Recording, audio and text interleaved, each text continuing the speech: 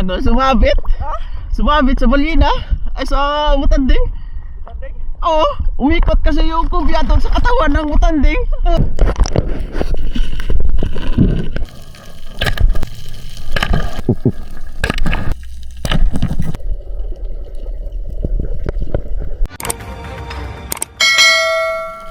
Alright mga kaspero, unang hunting natin dito sa 10 meters lang. At ito agad yung nagpakita sa atin, isang grupo ng mga double-lined or mackerel na tinatawag sa amin na lampano. Napakarami nila mga kaspero, halos hindi nga lang tayo pumana, gawa ng hindi pa yun yung target natin dahil yung target natin yung mga GT. Kaya abangan natin yung next dive natin. Tamang-tama, nag-ambush ako dito sa 15 meters mga kaspero. At ito yung lumapit sa atin. 3 piraso na Brasi Trevally at eto, tinira ko mga kaspero. Tinamaan naman, kaso lang medyo napadaples, nasabalat yung pagkatama mga kaspero. Kaya ayun, halos flapper na lang yung kumakapit sa balat. Kaya hinayaan ko na lang na hilahin itong line natin para hindi makawala. Pero nakawala pa rin mga kaspero, sayang. Binamano na sana yun, pero pag hindi para sa atin, huwag natin pilitin mga kaspero. Hayaan na lang natin. Mabubuhay naman yon kung hindi kakainin ng pating.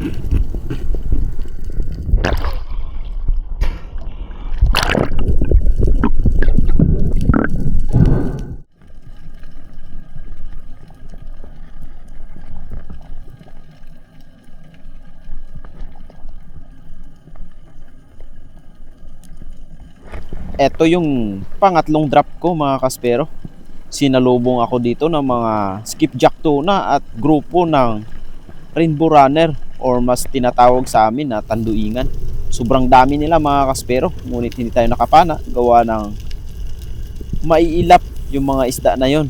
Kaya nag-move ako dito sa may bahura. Kung napapansin nyo, merong mga bahura mga kaspero.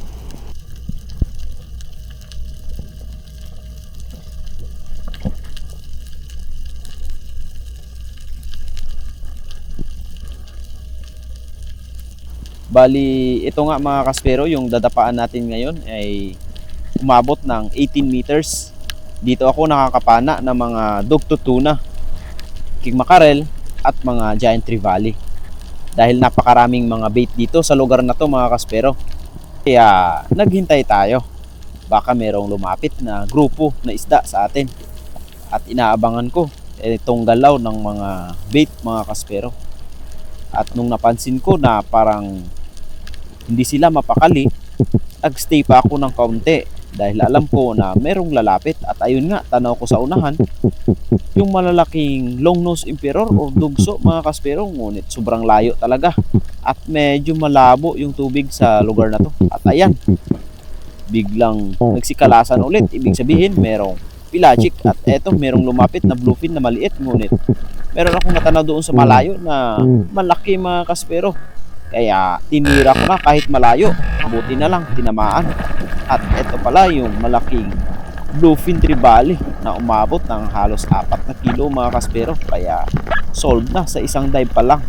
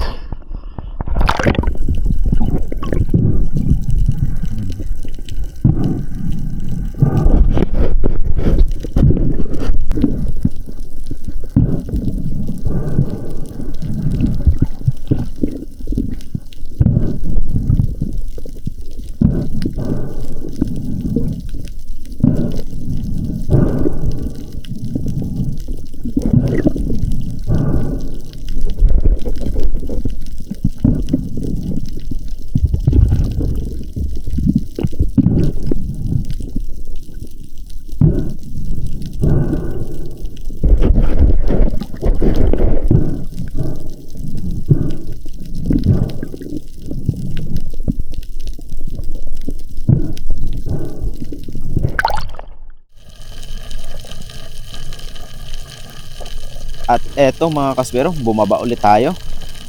Dito lang sa unahan kung saan natin napana yung bluefin trevally. At eto, lumapit sa atin yung isang giant trevally na medyo makulit nga mga kaspero.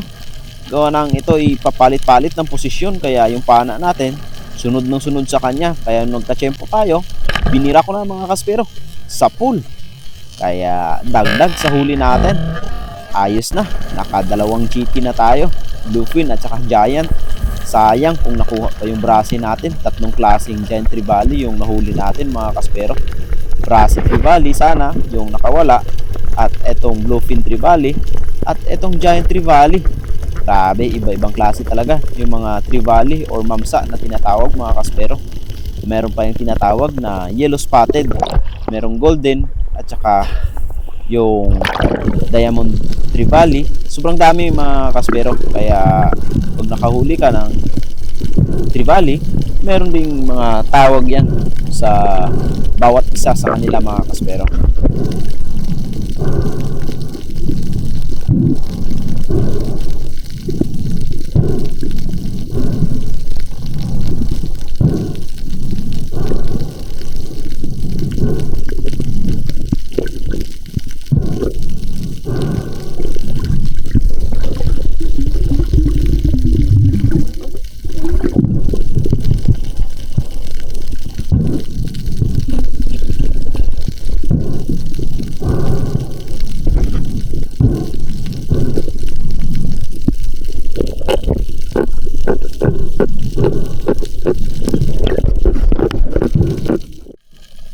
Pagka-secured ng giant trevally natin, bumaba ulit ako dito lang sa unahan kung saan natin napana yung last na giant trevally. At ayan, biglang nagsikalasan na naman mga kaspero. At kitang-kita ko, dalawang pirasong lumapit sa atin, kaya hindi din ako namili mga kaspero. Tinansya ko na yung mas malapit sa akin, kaya ayun, tagusan mga kaspero. Pagkatira natin, biglang alis naman yung isa. Kaya eto, hindi ko na binigyan ng tali, baka isabit sa bato. Ayun nga, sinabit na nga. Buti na lang natanggal mga kaspero. Pero mababaw lang naman itong spot na pinapanaan ko. Nasa 12 meters lang naman ito mga kaspero, kaya wala akong kaba na kahit isabit niya dyan, kayang-kaya ko pa rin kunin yan mga kaspero, basta wag lang putulin yung tali.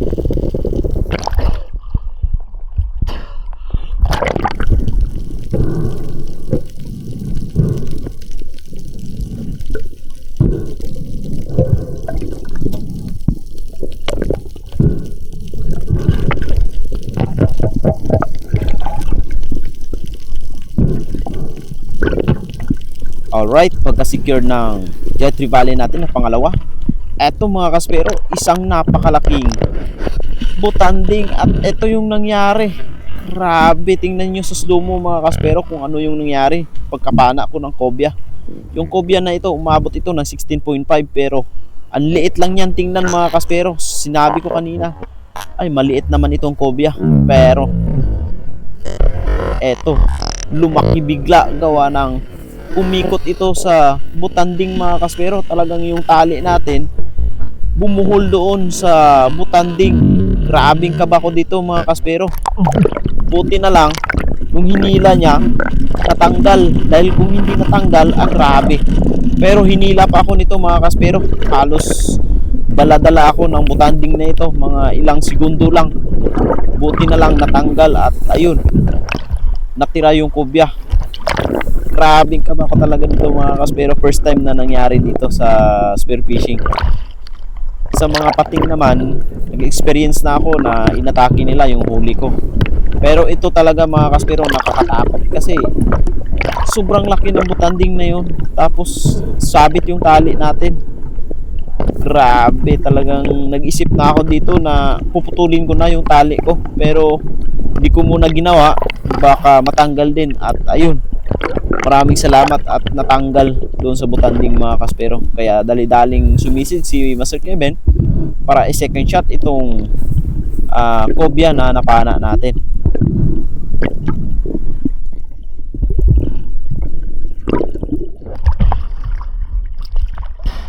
Kaano, sumabit?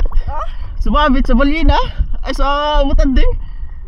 Oo, umikot kasi yung kubya doon sa katawan ng butanding. Puta, grabe hila. Buti natanggal.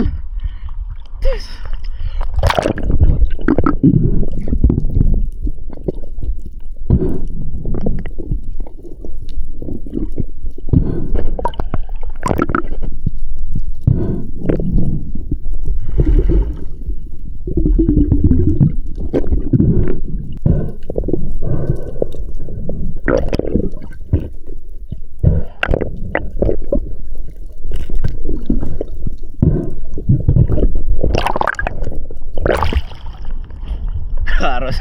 Ano praso ng kasama? Maliit yung kasama. May mga rainbow runner kasi. Pagkita ko, rainbow runner. Nakatayo ako sila ni Beb. Yeah. Yun, yung butantik. Grabe lakas talaga butas. Kontis ko. Tila ako. Sabi ko. Sabi sa butante? Oo. Tali ko? Oo. Umikot kasi itong kubya. Galing sa tiyan. Yung gobyerno sa katawan. Oo. Umikot ko nun. Sabi ko patay. Ay, yung buntot ko naman pag ganun. Buti siguro sa sobrang lakas natanggal. Ako bumaon yung tali sa buntot. Sabi ko di talaga matatanggal to. Karos.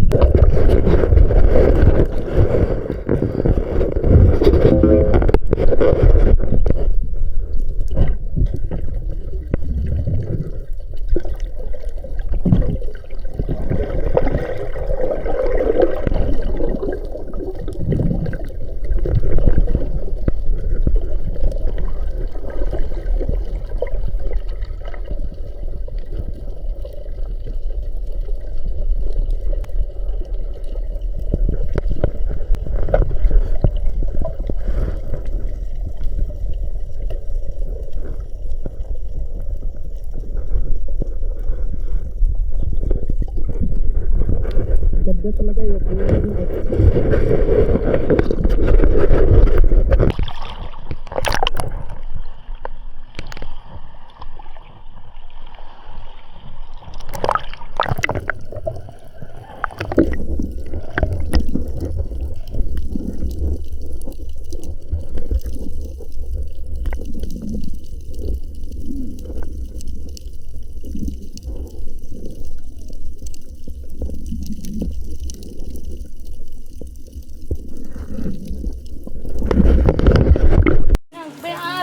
Kabuti natanggal.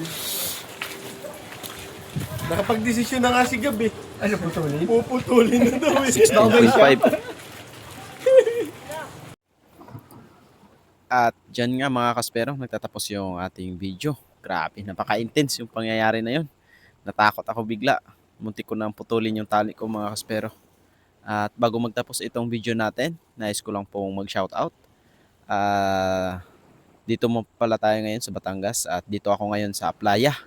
Yan, napakagandang pwesto mga kaspero. Dagat na yan. Ayan, kung napapansin nyo.